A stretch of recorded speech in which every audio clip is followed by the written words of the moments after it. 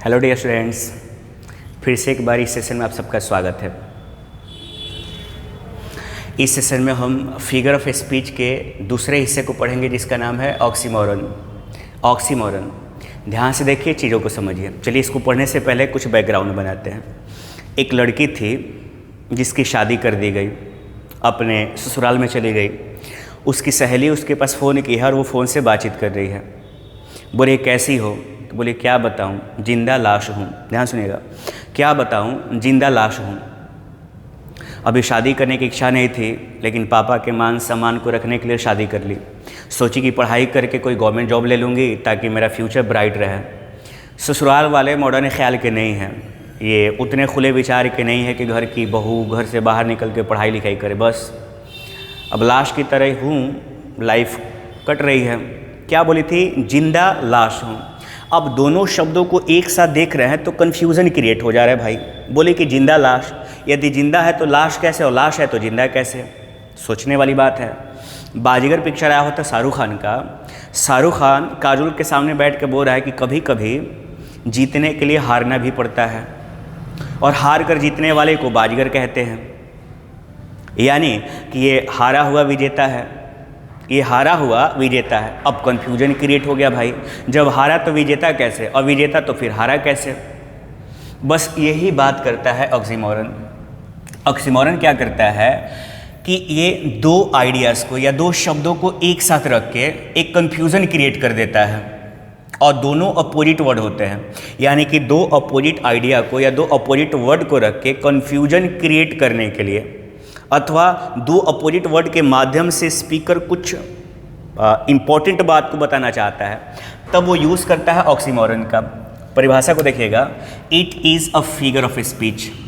Oxymoron अपने आप में एक फिगर ऑफ स्पीच है, इन विच, इस फिगर ऑफ स्पीच में टू अपोजिट आइडियाज़, दो विरोधी, दो विपरीत आइडियाज़ को पुट टुगेदर एक साथ रखा जाता है। यानी कि ऑक्सीमोरन वह फिगर ऑफ स्पीच है जिसमें दो अपोजिट आइडियाज़ को, दो भिन्न भिन्न, दो विपरीत आइडियाज़ को एक साथ रखा जाता है, ताकि दो को रख के एक स्पेसिफिक मीनिंग निकाला जा सके। एग्जाम्पल के माध्यम से समझिएगा। लिखा है life is a bitter sweet. Life is a bitter sweet, ये रहा बीटर और ये रहा स्वीट।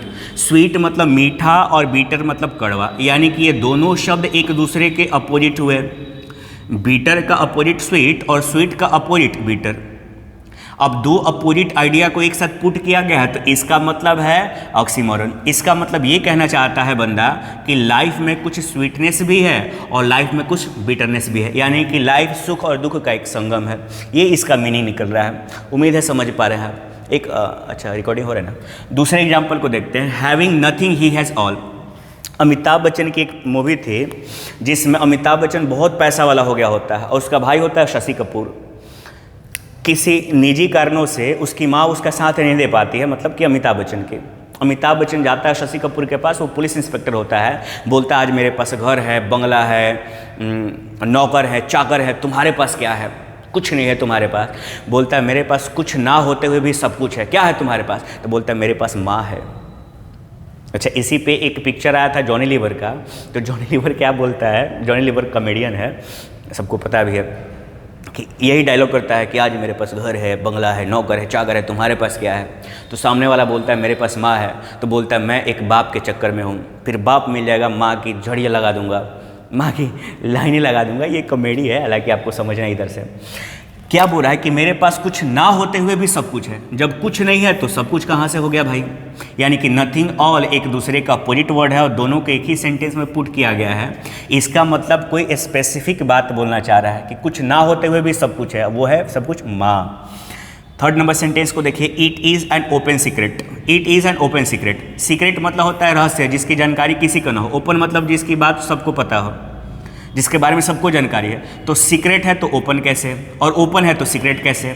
यानी कि दो अपोजिट आइडिया को एक साथ पुट किया गया है। तो ये एग्जाम्पल अपने आप में ऑक्सीमोरन का है, ये ऑक्सीमोरन का है। फोर्थ नंबर पे, the comedian was seriously funny. The comedian was seriously funny. Comedian मतलब हंसाने वाला व्यक्ति, सीरियसली फनी। फनी माने हंसाने वाला, सीरियस मतलब गंभीर, मतलब जो शांत रहता है, जिसके चेहरे पे गंभीरता रहती है।